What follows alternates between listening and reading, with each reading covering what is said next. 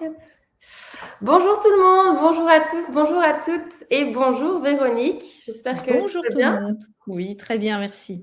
Merci à tout le monde d'être avec nous ce midi pour ce webinaire. Donc aujourd'hui, on est accompagné de Véronique Liès qui va nous parler du coaching motivationnel, qui va nous donner des clés pour avoir un meilleur accompagnement patient. Donc merci à tous de nous avoir rejoints. Je vais vous laisser vous connecter un petit peu. Et en attendant, tout simplement pour préciser que cette formation, c'est vraiment un extrait du type de formation que Véronique peut proposer dans son nombreux catalogue de formations. Et donc, si vous souhaitez suivre l'intégralité des différentes formations, ce que je vous conseille d'ailleurs, vous pouvez directement vous rendre sur le site de Véronique Liès. Je vais vous envoyer ici une petite offre parce que vous bénéficiez de 10% de réduction sur ces formations donc jusqu'à la fin de l'année en partenariat avec SimplyCure. Donc voilà, je vous envoie ça là. Comme ça, vous pouvez directement aller choisir parmi le nombreux catalogue de formations ici proposés par Véronique. Donc ça, c'est la première option. À savoir que vous pouvez également désormais directement depuis SimplyCure échanger en fait les points que vous obtenez via vos recommandations pour des formations de Véronique. Donc c'est ce que je voulais vous montrer très rapidement en attendant que tout le monde se connecte sur la plateforme. Donc je vais partager mon écran 30 secondes. Tac. Partager screen. Changer d'écran. Toc. Voilà. Véronique, tu peux me dire si c'est bon, mais normalement, ça devrait être bon. Nickel. Top. Alors, pour ceux qui ne connaissent pas encore SimplyCure, j'en dirai deux mots sur la fin de la présentation. C'est une plateforme qui vous simplifie vraiment la vie en tant que professionnel de santé pour créer vos recommandations de compléments alimentaires. En fait, vous y retrouvez grosso modo plus de 130 laboratoires. Vous créez une recommandation et vous envoyez tout à votre patient qui n'a qu'une commande à faire. Et donc, par rapport aux formations de Véronique, où je voulais en venir, si vous allez dans vos points, ici, vous avez votre balance de points donc, qui va augmenter en fonction des recos que vous faites à vos patients. Et maintenant, en fait, vous allez pouvoir échanger vos points contre les formations. Donc, on va vous détailler toute la liste des formations là à l'avenir. Comme ça, vous pourrez vraiment sélectionner la formation que vous souhaitez suivre. Et donc, vous pouvez faire ça directement depuis la plateforme, ce qui est quand même beaucoup plus simple. Je vais retourner sur ma présentation. Tac. Voilà. Donc, n'hésitez pas à aller regarder via le petit pop-up que je vous ai mis les différentes formations. Il y en a sur le microbiote, sur l'insulino-résistance, sur la thyroïde. Il y en a vraiment énormément. Donc, vous avez jusqu'à la fin de l'année ici pour bénéficier de la promotion des 10%. Sans plus attendre, je vais te laisser la parole. Je reviendrai sur SimplyCure à la fin. Pour rappel, pour tous ceux qui nous ont rejoints, vous pouvez à tout moment envoyer vos petites questions par le chat. Je vois que vous nous envoyez déjà tous des petits bonjours ou la rubrique Q&A. Véronique prendra bien le temps de vous répondre à la fin de la présentation. Donc, vraiment, n'hésitez pas, posez toutes vos questions. Véronique, je te laisse te lancer sur ta présentation, peut-être partager ton écran. Et c'est parti. Est-ce qu'on est bon là? C'est parfait, on voit tout bien. Génial. Mais bonjour tout le monde. Et vraiment très, très heureuse de pouvoir partager ce webinaire avec vous. Alors évidemment, comme Solène l'a dit, c'est un petit extrait, puisque cette formation, elle dure 5 jours. Donc fatalement, ça ne peut être qu'un extrait. Et on va parler de tout l'aspect non technique de l'approche qu'on devrait idéalement avoir avec nos patients. Et donc, j'ai appelé ça le coaching motivationnel parce qu'évidemment, l'objectif va être de jouer sur la motivation de nos patients. Et donc, mon objectif aujourd'hui, il est double. C'est d'abord de vous sensibiliser à cet aspect-là qui est, selon moi, beaucoup trop délaissé, et de vous donner, bien sûr, quelques pistes, quelques outils très concrets et pratiques que vous pouvez utiliser rapidement dans votre quotidien. Alors, qu'est-ce qui m'a amené finalement à m'intéresser à ça et à développer cette formation? Quand j'ai eu terminé mes études diététiciennes, j'étais très, très contente, hein, ça remonte il y a plusieurs années. Et quand j'ai commencé à recevoir des patients, je me suis vite rendu compte qu'il y avait des choses qui n'allaient pas. D'une part, parce que oui, vraisemblablement, il me manquait certaines connaissances en nutrition, certaines connaissances techniques, et c'est ce qui m'a amené à me former en micronutrition dans diverses universités et également au CERDEN, etc. Et puis, malgré le développement de ces connaissances plus nutritionnelles, je me suis rendu compte qu'il suffisait pas que je dise un truc à mon patient pour qu'il le fasse. Et donc, ça m'a amené finalement à à me former sur l'aspect coaching. Donc, je me suis formée au coaching dans une école de coaching. Et puis, je me suis rendu compte que c'était pas encore vraiment ça. Et donc, je me suis formée à la thérapie ACT, à l'entretien motivationnel, à la PNL. Et tous ces outils m'ont vraiment permis d'améliorer fortement non seulement ma pratique, de réduire aussi le nombre de patients qui revenaient pas, et surtout aussi d'être moins fatiguée lorsque j'avais des journées de consultation, parce qu'aujourd'hui, on sait que les professionnels de la santé sont épuisés à la fin de leur journée. Et en fait, une des causes de cet épuisement, c'est justement parce que les patients ne font pas nécessairement ce qu'on leur dit de faire. Et finalement, c'est assez normal. Donc, d'ailleurs, vous, en tant que patient, puisqu'on a tous aussi cette place-là de patient, ça vous est sûrement déjà arrivé d'aller voir un grand professionnel de la santé, très expérimenté, dont la légitimité est reconnue, et de sortir en disant j'ai pas du tout accroché. Pourquoi? Parce que peut-être qu'il vous coupe la parole, peut-être qu'il ne tient pas compte de votre ressenti, ou il va avoir des paroles un peu déplacées pour vous en tout cas, mais qui ont l'air anodines pour lui, en vous disant c'est dans la tête, tiens, ce serait bien de perdre du poids, comme s'il suffisait de pousser sur un bouton. Et donc très clairement, nos patients, eh bien, ce sont pas des robots. C'est pas, on dit pas fais ci, fais ça, et hop, tout d'un coup, ils s'exécutent. Et cet aspect-là, finalement, est très très peu abordé, voire pas du tout abordé, que ce soit dans nos formations de diététiciens ou dans les formations de médecins ou d'autres métiers professionnels de la santé. Donc, on se retrouve avec des patients qui font pas, qui n'y arrivent pas, qui reviennent pas, ou qui font trop. Donc, on a évidemment plein de types de patients différents, et chacun de ces patients va nécessiter finalement une approche différente. Il y a des choses qui reviennent, bien sûr, qui sont communes à l'ensemble de nos patients, mais chacun de ces patients va nécessiter vraisemblablement des outils. Et ce sont des outils qui vraiment s'apprennent. C'est pas quelque chose de nécessairement intuitif, bien au contraire.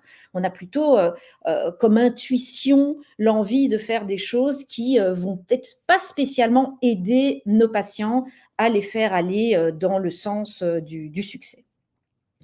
Alors, quand le patient il a un projet de modification de ses comportements alimentaires, il peut suivre deux chemins.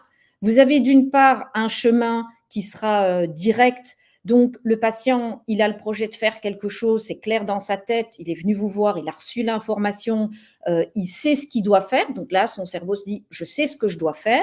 Et donc, qu'est-ce qu'il lui reste à faire? Il suffit de le faire. Go, je fais ce que j'ai à faire. Et ça, c'est la ligne directe. Malheureusement, ça ne marche pas toujours comme ça. Vous avez évidemment des patients qui ils viennent vous voir, ils prennent l'info et puis ils appliquent, magnifique, tout va bien, c'est super. Mais vous avez aussi et surtout beaucoup de patients qui ne suivent pas cette ligne directe. Et là, on pourrait se demander pourquoi. Eh bien, simplement parce que quand on doit changer des comportements alimentaires, c'est quelque chose qui n'est pas facile. C'est souvent semé d'embûches, avec des croyances qui viennent empêcher de faire tout ça, avec des freins, avec des habitudes qui remontent à l'enfance et qu'il est très, très difficile de changer. Et donc, en fait, le chemin qui semble sur papier être le plus direct est certainement pas le chemin le plus efficace le chemin le plus efficace, c'est en réalité de passer par le cœur, de passer par les émotions et donc d'arriver à trouver chez notre patient le sens de ces changements, le sens de ce que ça peut lui apporter dans sa vie et donc de passer, j'ai mis un cœur ici, mais de passer par les émotions.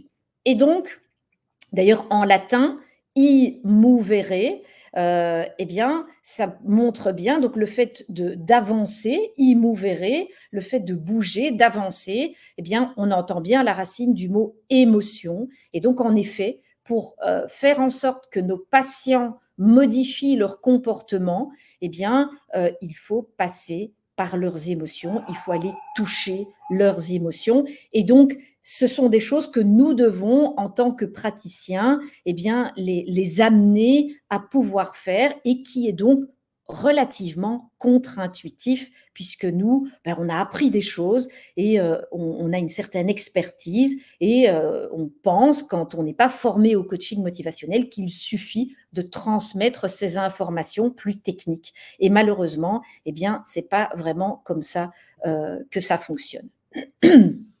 Alors, c'est pour ça, comme je vous l'ai dit, que j'ai été amenée à me former de multiples façons et à me dire, au fond, toutes ces formations, c'est très bien, mais il n'y en a aucune qui va aborder voilà, de façon spécifique ce dont moi j'ai besoin exactement dans mon quotidien. Alors, pourquoi parle-t-on de coaching En fait, le coaching, c'est un accompagnement. Et c'est exactement ça que nous devons faire avec nos patients, c'est les accompagner vers le changement. Et le coaching, ça induit une chose essentielle qu'on oublie trop souvent, c'est que le principe de base du coaching, eh bien, comme je l'ai dit, c'est de rendre les compétences de notre patient visibles à ses yeux, de l'éclairer finalement sur le chemin à prendre et les choses à mettre en place, mais c'est certainement pas de lui donner la solution toute crue. Alors, évidemment, un patient qui a la maladie cœliaque, qui vient vous voir et qui a besoin de listes d'aliments très concrètes et pratiques dans son quotidien, il vient chercher une info, vous lui donnez l'info, c'est très bien, ça ne va pas changer. Par contre, un patient qui a certaines réticences à modifier certaines choses, eh bien, lui donner la solution n'est certainement pas une bonne chose parce que ça ne va pas le toucher, ça ne va pas être possible pour lui. Et vous avez plein de patients super polis qui vont faire oui, oui, oui, oui, ou pas nécessairement polis, mais qui pensent que c'est facile et en fait, ça ne l'est pas. Donc, coacher, ce n'est pas donner la solution. Et je parle bien ici de ces patients qui ont des difficultés, bien évidemment, à faire des changements dans leur vie. Donc, Immovere, ça c'est déjà vraiment, je vous ai déjà donné beaucoup de messages importants, c'est que coacher, c'est sûrement pas donner la solution. Et donc, il faut amener le patient à faire exprimer lui-même finalement la solution qu'il pourrait mettre en place.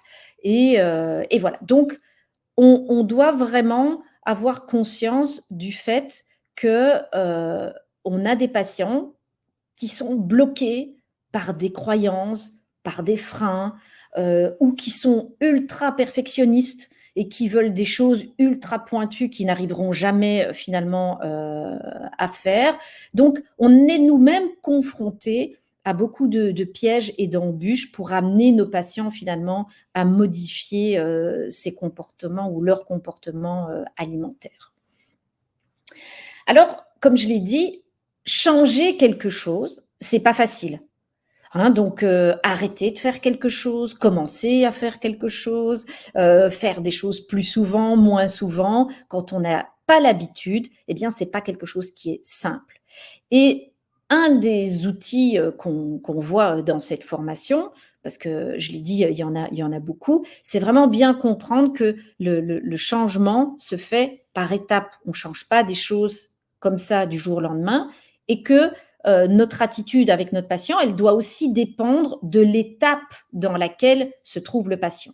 Donc, Il y a eu un modèle qui est assez ancien, mais qui est toujours d'actualité, hein, qui est le modèle de Prochaska et de Di Clemente, qui nous montre que pour aller vers le changement, eh bien, on a une première étape qui est l'étape de la pré-contemplation. Donc, c'est vraiment presque une étape où le patient il est dans le déni. Bah non, vous avez le patient qui vient parce qu'il est fatigué, vous vous rendez compte qu'il picole, mais lui, il pense que c'est parce qu'il travaille trop. OK? Donc, c'est pas facile hein, de le faire sortir de cette pensée, et c'est certainement pas en le confrontant à ça que vous allez y arriver. Ça, c'est sûr, le convaincre ne va jamais marcher. Donc, les techniques d'entretien motivationnel ici, ça permet aussi de les amener, de les connecter finalement à ce qu'ils ressentent et de les interroger par un jeu de questions ouvertes, à leur faire dire, à leur faire exprimer que ben oui, peut-être quand même, ce serait l'alcool qui pourrait être responsable. Et si ça marche pas, c'est pas grave. Forcer quelque chose ne fonctionnera jamais. Donc, première étape, pré-contemplation. Deuxième étape, vous avez la contemplation.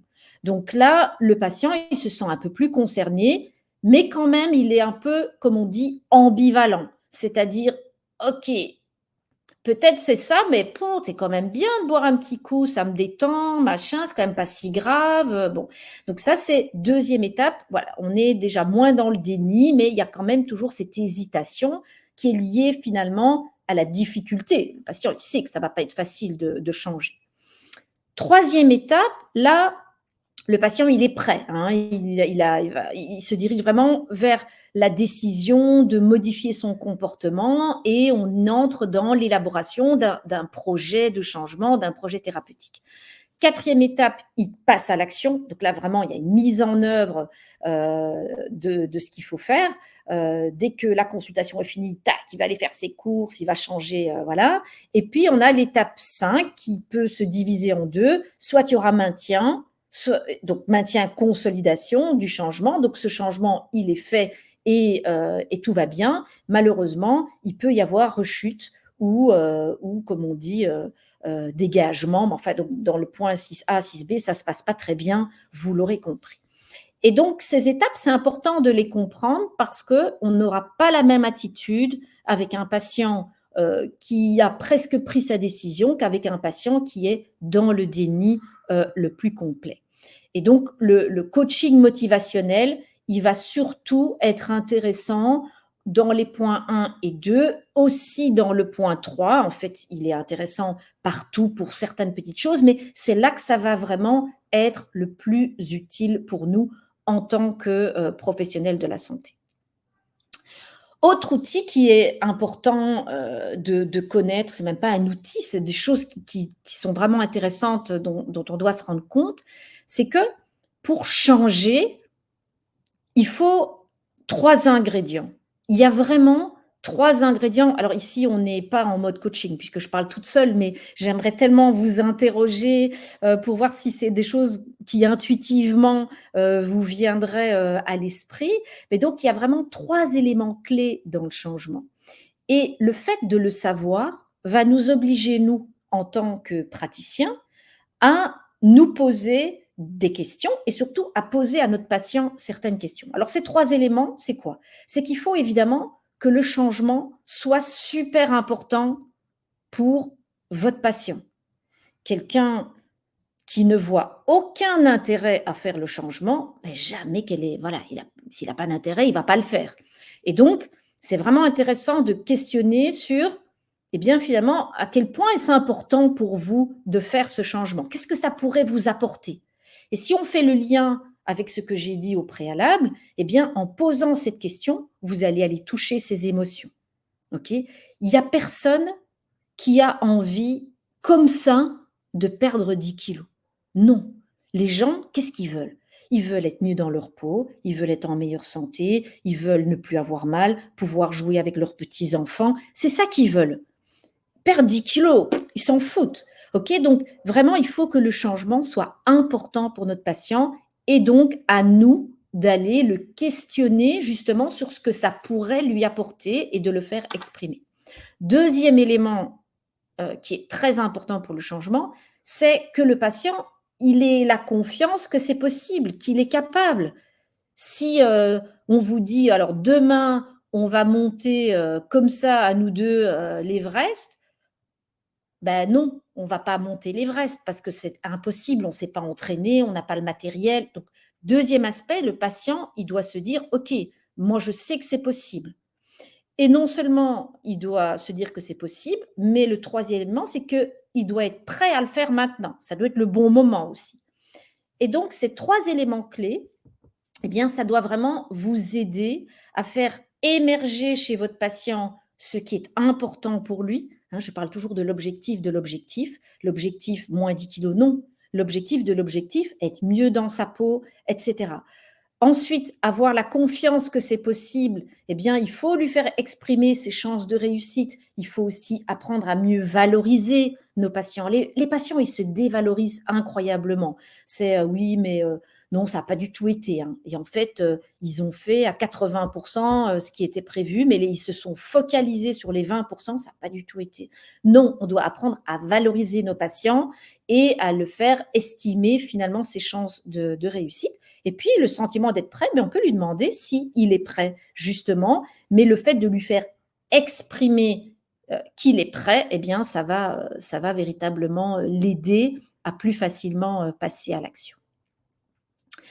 Alors, comme je l'ai dit en introduction, dans les compétences d'un professionnel de santé, il y a plusieurs ingrédients.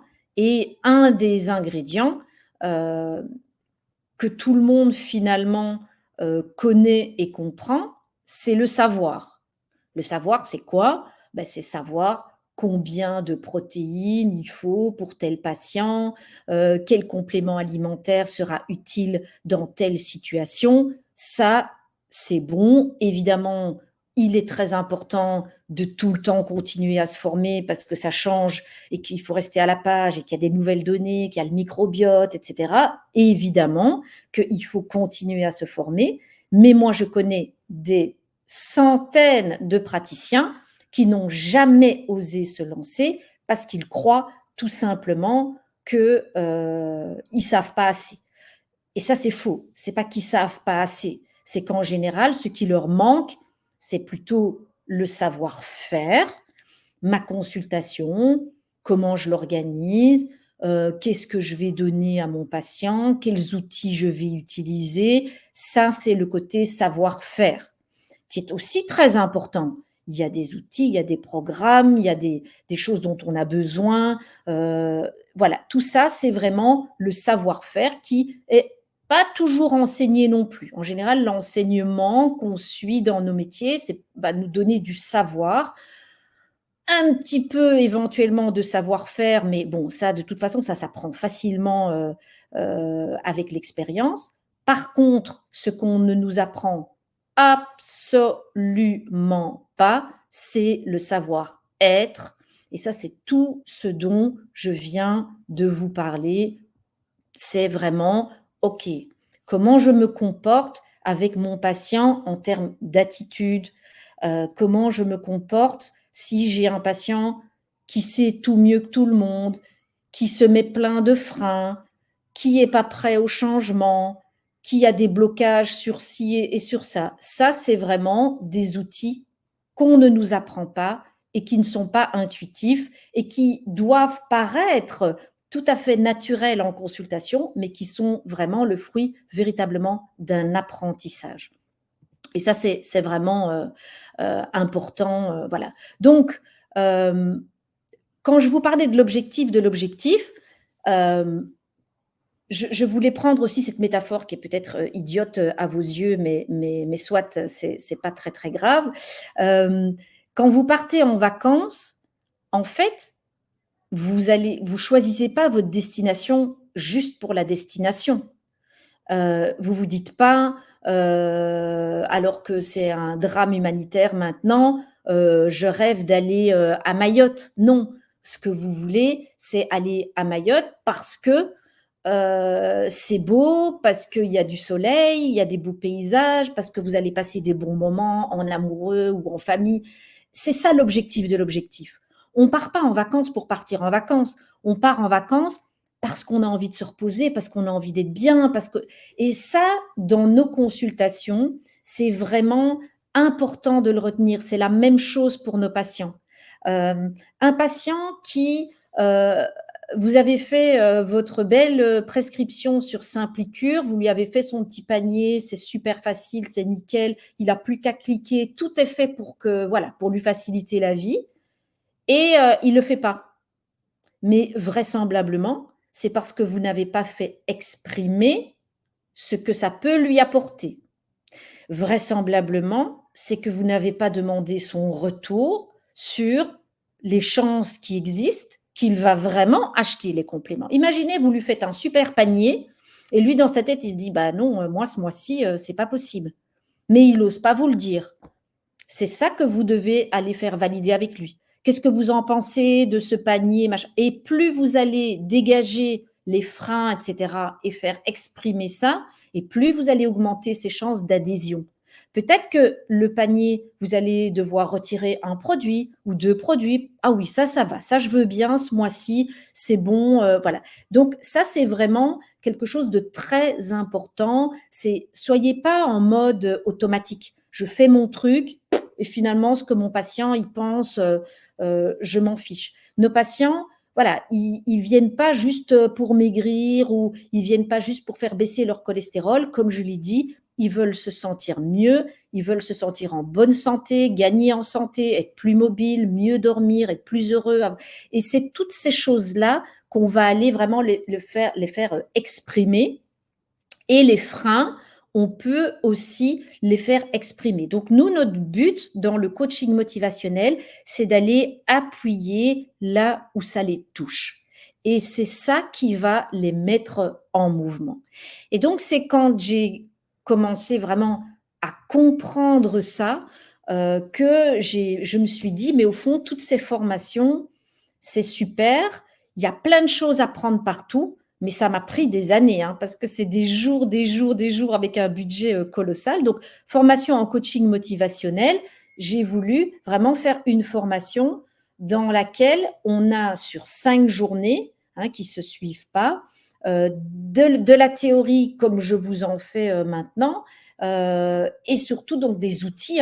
C'est vraiment, le but, c'est de se faire une boîte à outils avec, OK, tel type de patient, je sais que je peux aller chercher ça comme outil. Et donc, on a une alternance entre théorie et exercice, parce que fatalement, le but, c'est d'aller s'exercer, puisque c'est parfois contre-intuitif, je vous l'ai dit. Et donc, c'est une formation qui se fait en présentiel en Belgique. Et donc, Solène vous l'a dit, grâce à Simplicure, vous avez jusqu'à la fin de l'année une remise. Et donc, l'objectif, c'est vraiment de se faire cette boîte à outils et de pouvoir mieux accompagner les patients qui parviennent pas à changer ou qui sont pas motivés ou qui pensent qu'il existe, que vous avez la clé, le remède miracle. Je veux ça comme objectif, mais vous touchez pas à ça, vous m'enlevez pas ça et ça, moi, je vous préviens, voilà.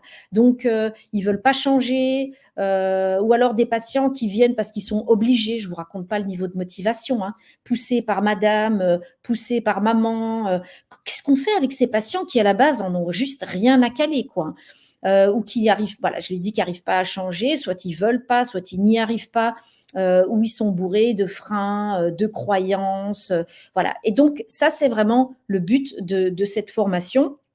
Et donc, le but, c'est vraiment, comme je l'ai dit, de repartir avec une boîte à outils qui va vous permettre d'améliorer vos chances de réussite. Et dans cette boîte à outils, je voulais partager ici avec vous quelques-uns. En voilà 5 qui me paraissent vraiment des outils indispensables en tant que professionnel de la santé. Déjà, dans ce que je viens de vous dire, de vous expliquer, le but, évidemment, c'est d'être en relation, c'est d'être en contact avec notre patient, de créer avec lui une relation de confiance. Je vous ai dit qu'il y a du questionnement qui doit se faire, aller demander à vos patients. Eh bien, tout ça se fait avec des questions ouvertes. Alors, c'est facile à dire comme ça, oui, bien sûr, on a tous entendu parler des questions ouvertes. Oui, facile. Je peux vous dire que naturellement, il y a au moins 90% de vos questions qui sont fermées. Interrogez-vous vraiment. Soyez attentifs lors de vos prochaines consultations et même avec votre conjoint, avec vos enfants, vous allez voir le nombre de questions fermées que l'on pose. C'est absolument incroyable. Et donc, des questions ouvertes, vous le savez, hein, c'est des questions auxquelles on ne peut pas répondre par oui ou par non.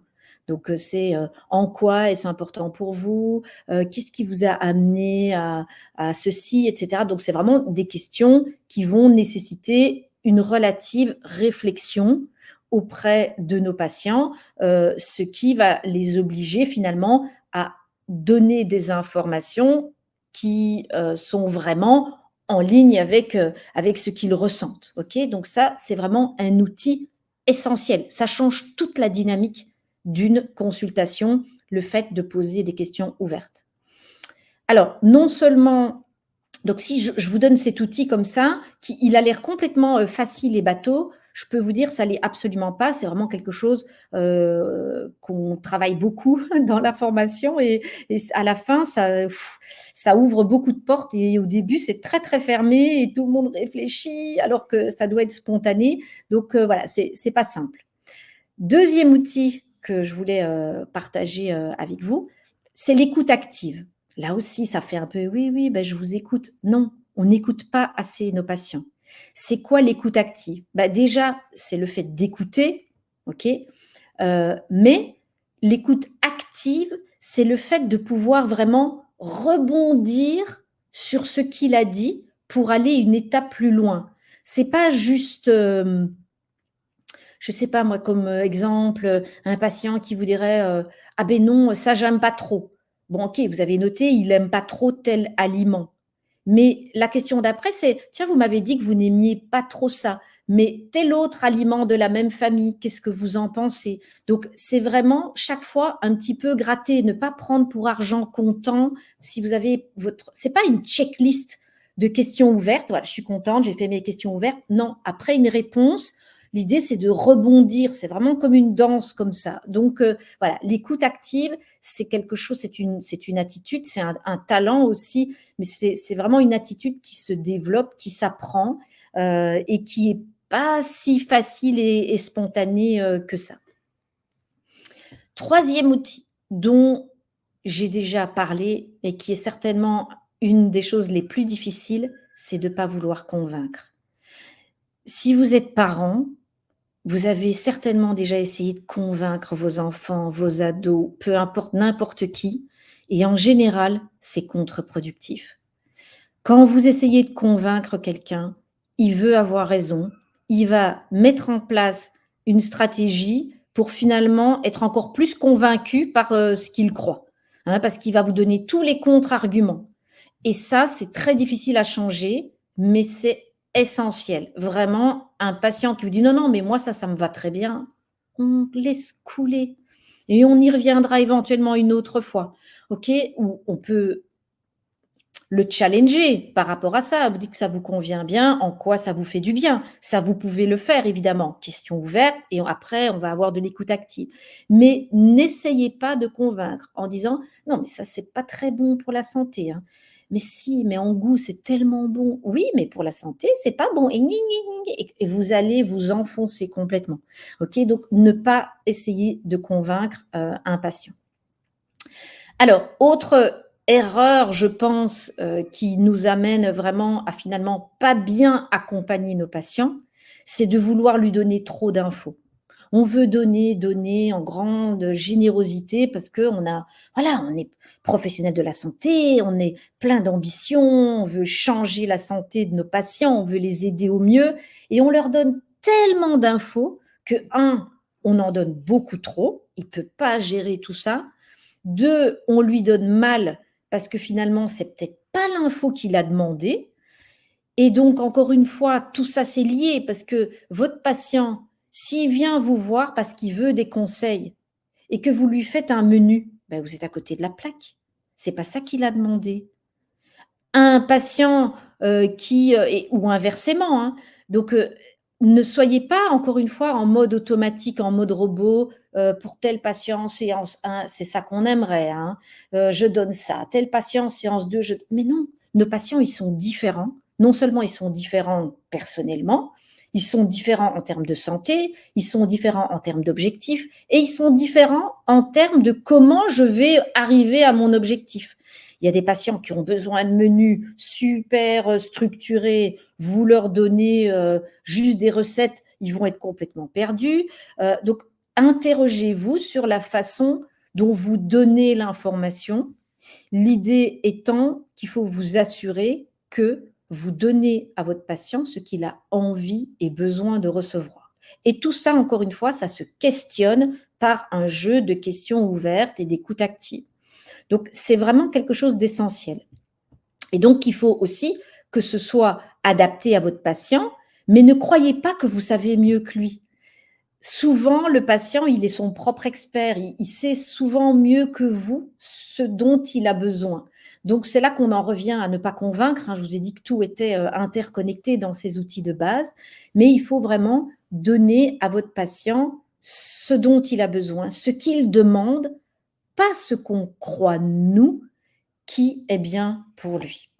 Donc voilà, je voulais partager avec vous ces quelques outils de base, donc ce petit extrait de la formation et surtout vous sensibiliser au fait qu'on commet pas mal d'erreurs, des erreurs qui peuvent parfois coûter cher et qui font que on se plante et que d'abord on est épuisé et que nos patients ne reviennent pas, ce qui est quand même un petit peu dommage.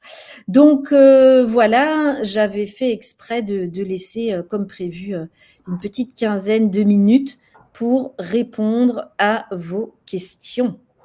Merci pour la présentation, Véronique. Merci d'avoir abordé les points principaux. Et c'est vrai que c'est des choses auxquelles on ne pense pas nécessairement. Alors, ça peut sembler logique quand on les lit ou quand on t'entend en parler.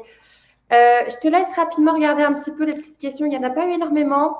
Il y a eu plutôt des commentaires de données dans le chat. Je prends 2 petites minutes pour présenter la plateforme de Simplicure et après, on pourra revenir éventuellement sur quelques petits points.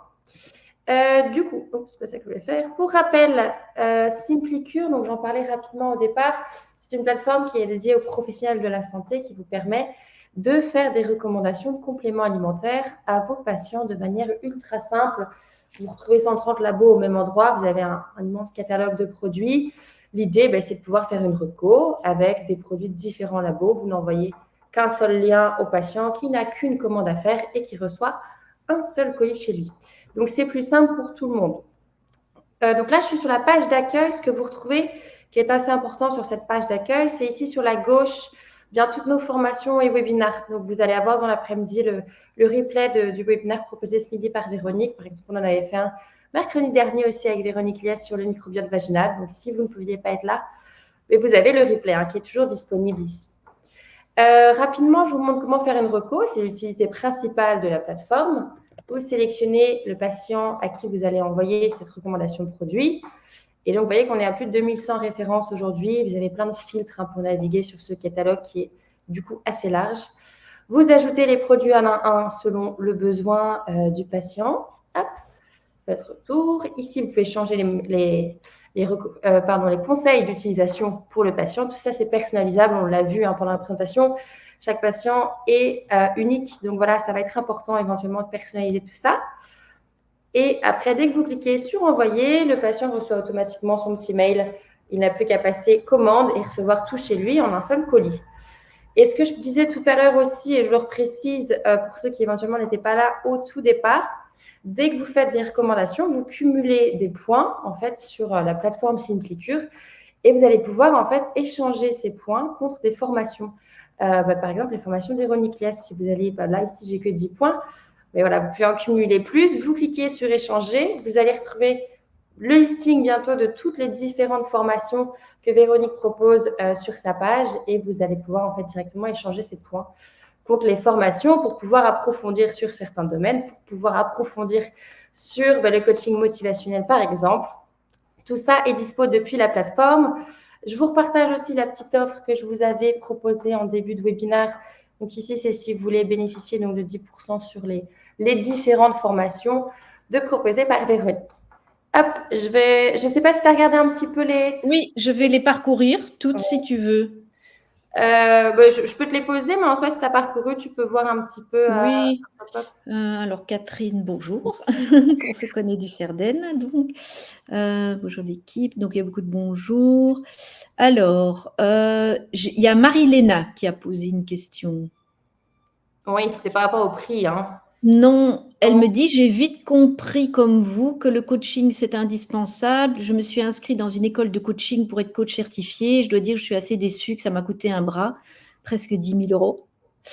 Et à côté de ça, j'ai appris par des collègues qui ont suivi votre formation que ça les a super bien aidés. Je ne comprends pas quelle est la différence avec votre cours. Merci. C'est une très bonne question. En fait, j'ai un petit peu, j'en ai un tout petit peu parlé, c'est-à-dire que c'est vrai que pour être coach certifié, hein, puisque vous avez des formations de coaching certifiées au niveau international, ça coûte entre 6 et 10 000 euros pour être coach certifié.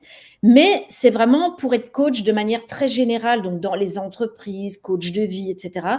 Ça n'aborde pas vraiment le côté nutrition et changement alimentaire qui intègre finalement beaucoup plus d'éléments que du simple coaching. Et c'est ça qui m'a amené, alors je vous rassure, ma formation, elle ne coûte pas 10 000 euros, donc, heureusement. Mais donc, c'est ça qui m'a amené à mettre en place cette formation. J'ai vraiment été, tiens, en PNL, ce petit outil-là, il est intéressant. Tiens, dans la thérapie ACT, ça, c'est intéressant. Et donc, j'ai fait vraiment une grosse synthèse, on va dire, des outils qui peuvent vraiment être utiles. Et donc, je pense, Marie-Léna, que c'est pour ça que vos collègues disent que ça les a bien aidés et que peut-être vous êtes un peu déçus, entre guillemets, d'une formation plus généraliste. Alors, il y a aussi des commentaires. Je vois, Alexia, importance du pourquoi et du pourquoi, en effet.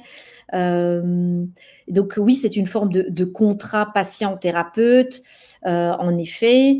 Est-ce que vous envisagez de proposer de formation à distance? C'est un peu loin depuis la Suisse. Bon, alors Sylvie, c'est très, très joli, hein, la Belgique. Donc, en plus, l'endroit de la formation est magnifique et on peut loger, hein, si vous voulez venir.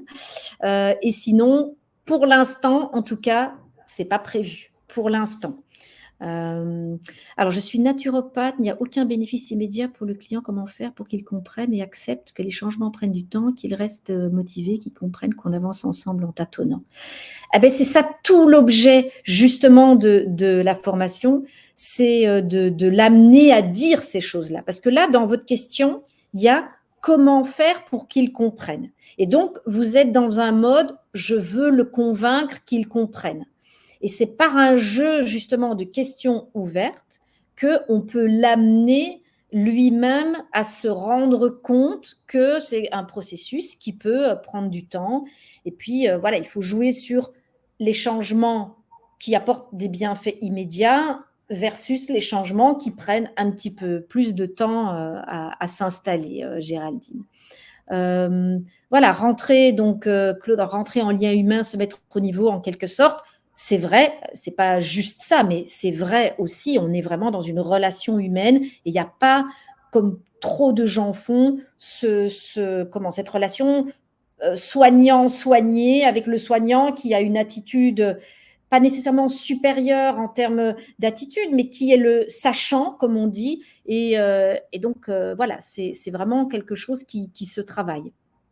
Donner beaucoup d'infos, ça me connaît. Alors, je vous rassure, vous n'êtes pas la seule. Hein. Moi, je vois que ça, mais des patients qui repartent avec des dossiers comme ça. Et c'est, en effet, on donne beaucoup trop d'impôts aussi, mais d'infos. Alors, je suis naturelle, tous les formateurs nous incitaient à faire un travail sur nous.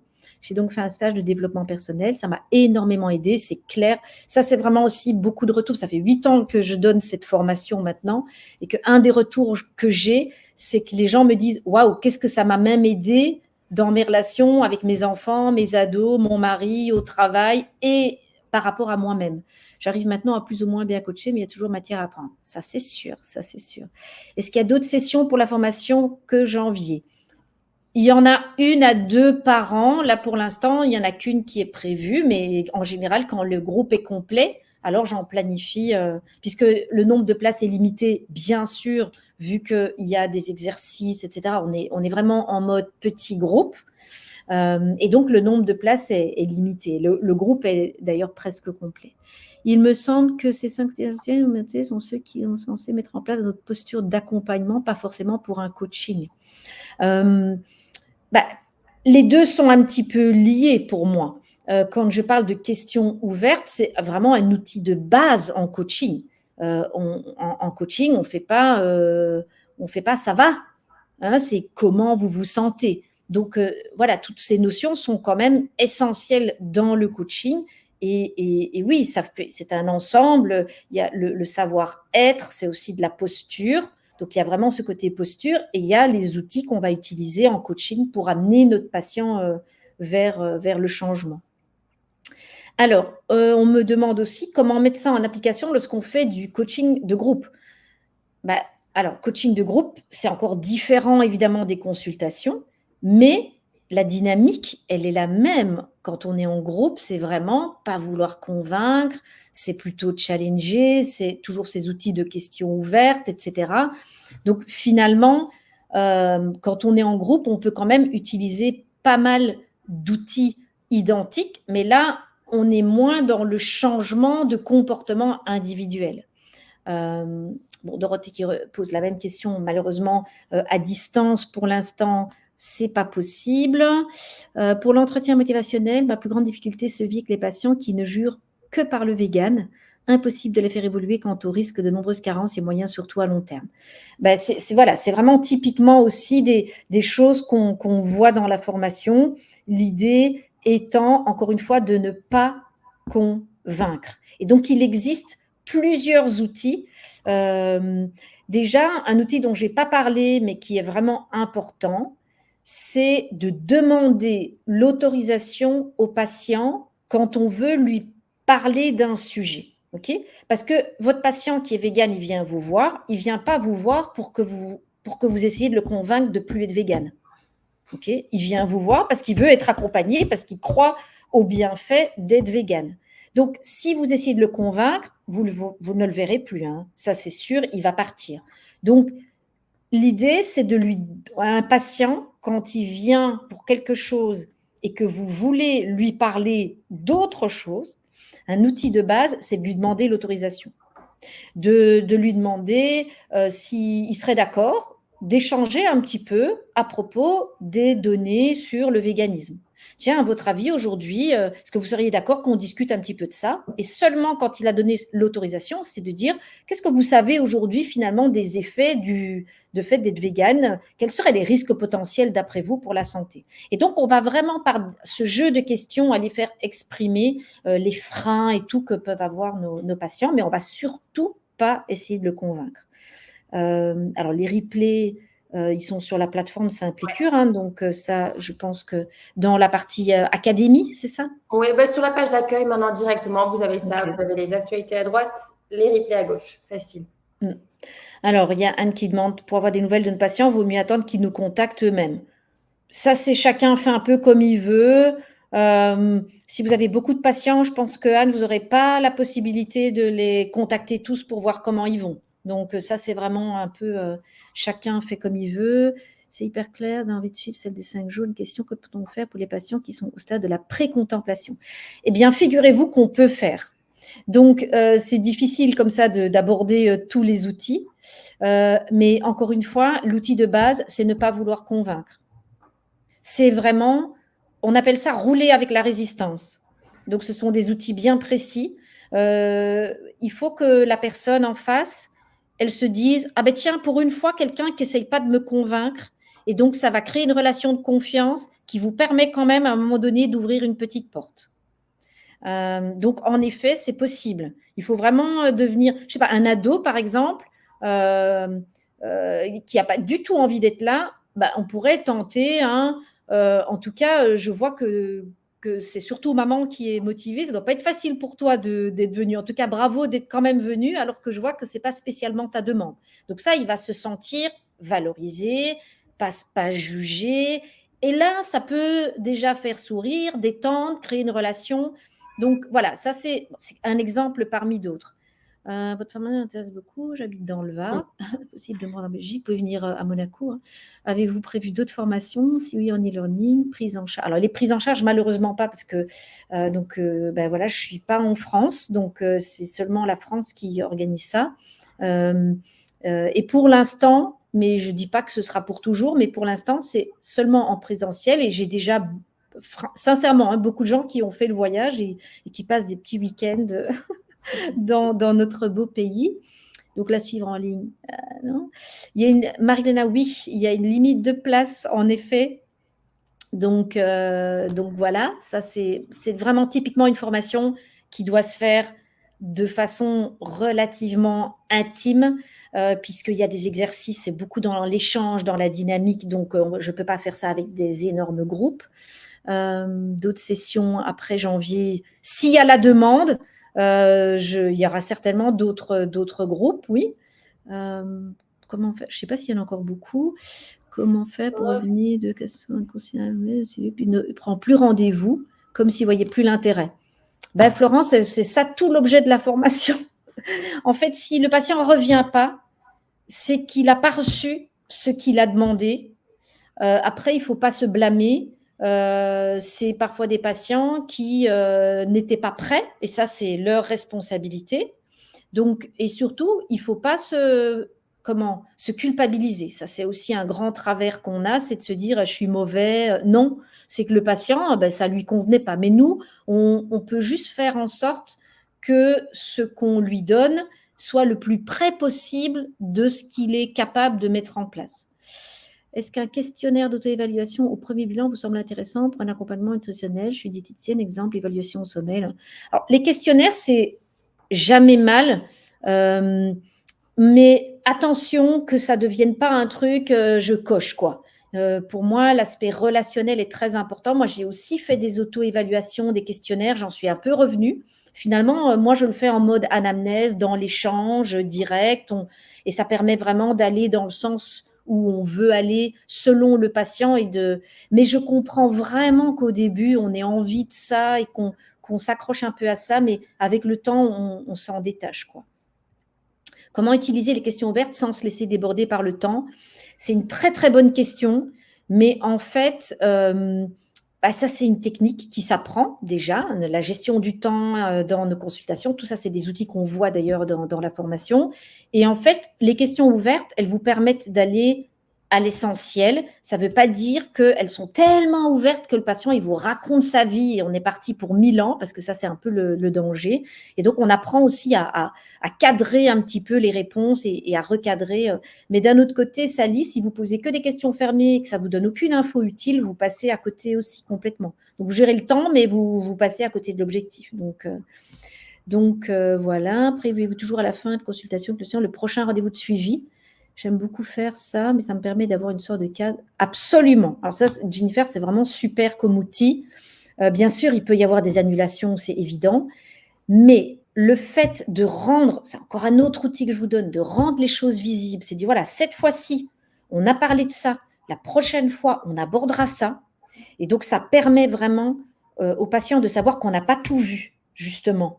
Donc, ça permet de cadrer le contenu, de ne pas vouloir tout donner et dire, bon, cette fois-ci, on a abordé cet aspect-là. La prochaine fois, on parlera de ça. Et donc, ça, c'est vraiment un très bon outil aussi en coaching. Je suis naturo, ma plus grande difficulté, c'est de perdre des clients en cours de route parce que les résultats tardent à arriver. Ben oui.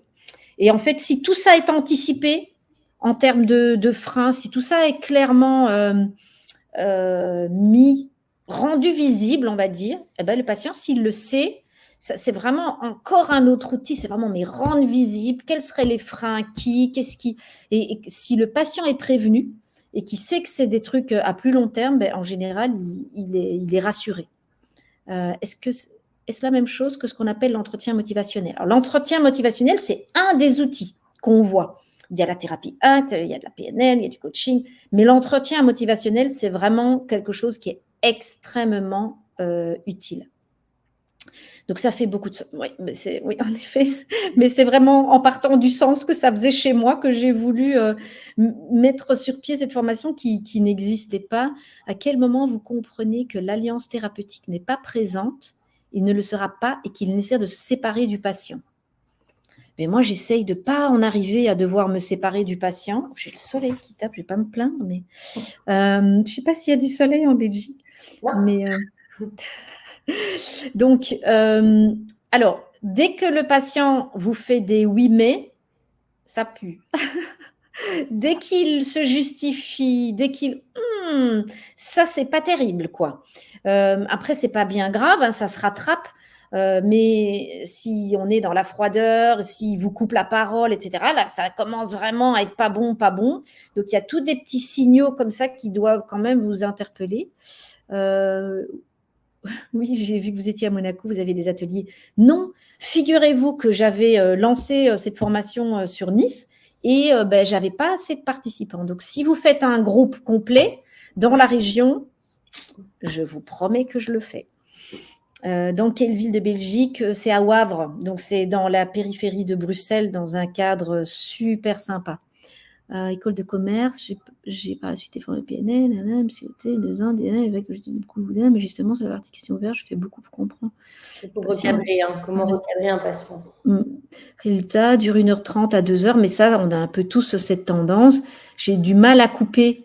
Alors, voilà, ça aussi, c'est un truc qui est vraiment intéressant. C'est que moi, je les préviens, mes patients, que je vais leur couper la parole.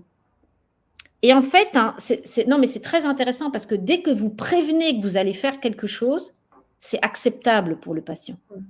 Donc, je vais dire, voilà, en fait, histoire que notre consultation soit la plus efficace possible, je vais vraiment essayer de m'en tenir aux informations qui me sont utiles. Et donc, de temps en temps, ça m'arrivera de vous couper la parole. C'est OK pour vous? Et le patient, il est prévenu, il est content. Donc, ça, c'est vraiment tous des petits outils comme ça hein, qu'on voit. Et dernière question, est-ce que votre méthode… Alors, moi, ce n'est pas une méthode. Hein. Donc, c'est juste des outils qui existent, que j'ai packagés dans une formation. Est-ce que votre méthode est le but de connecter à son idéal, genre les questions, en quoi sont importants? Le but, c'est de donner du sens. Le but, c'est de dépoussiérer les compétences que nos patients ont. Et voilà, donc c'est vraiment ça l'idée, c'est de faire en sorte qu'ils soient plus conscients de leur capacité à changer et évidemment qu'on va les aider, hein, on va les accompagner. Mais donc, il y a plein de Niçois, je vois. Mais je vois pas mal de personnes qui sont en train de créer un petit groupe. Je ne sais pas à partir de combien de personnes tu proposes la formation. Alors, en général, c'est 12 personnes. Ça peut aller vite. Et ça peut voilà, je dirais minimum 10 personnes. Si vous arrivez à faire un groupe de 10 dans la région de Nice, alors je suis partante. Oui, parce que là, j'en ai déjà 3. J'ai une personne à côté, à Marseille aussi, dans le Q&A. Ça peut aller vite. Contactez-vous éventuellement. Voilà, faites-vous un petit club. Nous, on va vous regrouper. Voilà. Mais écoute, je te remercie d'avoir pris le temps de répondre à toutes les questions, en tout cas, parce que tu as vraiment répondu à tout, donc c'est chouette. On a bien fait de se laisser le temps, je pense, pour… Mais oui, je savais, en général, c'est… Ouais, c'était pas mal. Merci à tous d'avoir été présents aussi à nouveau ce midi. Vous aurez le replay sur la plateforme Simplicure dans l'après-midi. Je vous laisse nous contacter éventuellement pour créer un groupe sur la région de Nice. Et dans ce cas, on enverra la liste des participants ensuite à Véronique. Super. Merci encore. Merci pour la semaine dernière, le webinaire. Merci pour aujourd'hui, Véronique. Et à très Avec grand plaisir. À très bientôt. Et puis, bon après-midi à tout le monde et à bientôt. Au revoir. Au revoir.